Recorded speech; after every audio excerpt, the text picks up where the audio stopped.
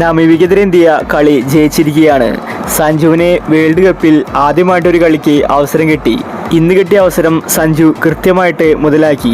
ബാറ്റിങ്ങിൽ സഞ്ജുവാണ് strike റേറ്റിൽ മുൻപിൽ നിൽക്കുന്നത്. സഞ്ജുവിനെ അധിക നേരം കളിക്കാൻ സാധിച്ചില്ലെങ്കിലും കിട്ടിയ ബോൾ സഞ്ജു മികച്ച രീതിയിൽ ബാറ്റ് ചെയ്തിട്ടുണ്ട്. 3 സിക്സും 1 4ഉമാണ് സഞ്ജു ഇന്ന് അടിച്ചുകൂട്ടിയത്. ഇന്ന് കളി ജയിച്ച ശേഷം ഗംഭീർ പറഞ്ഞ കാര്യമാണ് നമ്മൾ ഇന്നത്തെ വീഡിയോയിൽ നോക്കുന്നത്. ഇത്തരം ക്രിക്കറ്റ് ന്യൂസിന് വേണ്ടി ഈ ചാനൽ മറക്കാതെ സബ്സ്ക്രൈബ് ചെയ്യൂ. നമീബിയക്കെതിരെ കളി ജയിച്ച് ഗംഭീർ പറഞ്ഞത് ഇങ്ങനെയായിരുന്നു: സഞ്ജുവിൻ്റെ ഈ ഒരു ബാറ്റിംഗ് രീതിയാണ് ഞാൻ സഞ്ജുവിൽ നിന്ന് എക്സ്പെക്ട് ചെയ്യുന്നത്. സഞ്ജുവിൻ്റെ ആഗ്രഷൻ എനിക്ക് ഇഷ്ടപ്പെട്ടു. ഇതേ രീതിയിൽ സഞ്ജു മുന്നോട്ട് പോയാൽ ഉറപ്പായിട്ടും ടീമിന് നല്ല കാര്യങ്ങൾ ചെയ്യാൻ സാധിക്കും. കഴിഞ്ഞ മത്സരങ്ങളിൽ സഞ്ജു പരാജയപ്പെട്ടത് സമ്മർദ്ദം കൊണ്ടാണ്. ഇന്നത്തെ മത്സരത്തിൽ അവന് സമ്മർദ്ദം ഇല്ലായിരുന്നു. ഇന്ന് ഇന്ത്യ ഒരുപാട് വിക്കറ്റുകൾ വലിച്ചെറിഞ്ഞു. അവസാന നിമിഷം കളിച്ചത് എനിക്ക് ഇഷ്ടപ്പെട്ടിട്ടില്ല.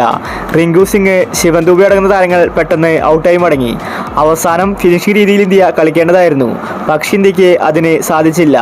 നമീബിയ ഒരു ചെറിയ ടീമാണ്. അവർക്കെതിരെ ഇങ്ങനെ കളിച്ചാലും കുഴപ്പമില്ല. എന്നാൽ ഇനി അങ്ങോട്ട് വരാനിരിക്കുന്നത് വലിയ ടീമുകളാണ്. അവർക്കെതിരെ മികച്ച ഫിനിഷിംഗ് കാഴ്ചവെക്കണം, ഇല്ലെങ്കിൽ ഇന്ത്യക്ക് അത് പണിയാണ്. അതുകൊണ്ട് ഇന്നത്തെ മത്സരത്തിൽ സംഭവിച്ച തെറ്റുകൾ കണ്ടെത്തി തിരുത്തി അടുത്ത മത്സരത്തിൽ ശക്തമായിട്ട് തിരിച്ചു വരുമെന്ന് ഗൗതം ഗംഭീർ വ്യക്തമാക്കി. അഭിഷേകിനെ കളിക്കാൻ സാധിക്കാത്തത് കൊണ്ടാണ് സഞ്ജു ഇന്ന് പ്ലേയിങ് 11-ൽ എത്തിയത്. ഇല്ലെങ്കിൽ സഞ്ജു സൈഡ് ബെഞ്ചിൽ ഇരുന്നേനെ.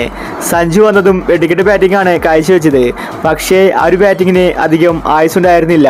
എങ്കിലും സഞ്ജുവിന് ഇന്നത്തെ കളി നല്ലതായിരുന്നു. നമീബിയ ചെറിയ ടീം ആയതുകൊണ്ടാണ് ഇന്ന് ഇന്ത്യ കളി ജയിച്ചത്. കുറച്ചും കൂടി നന്നായിട്ട് ഇന്ത്യ കളിക്കേണ്ടിയിരിക്കുന്നു.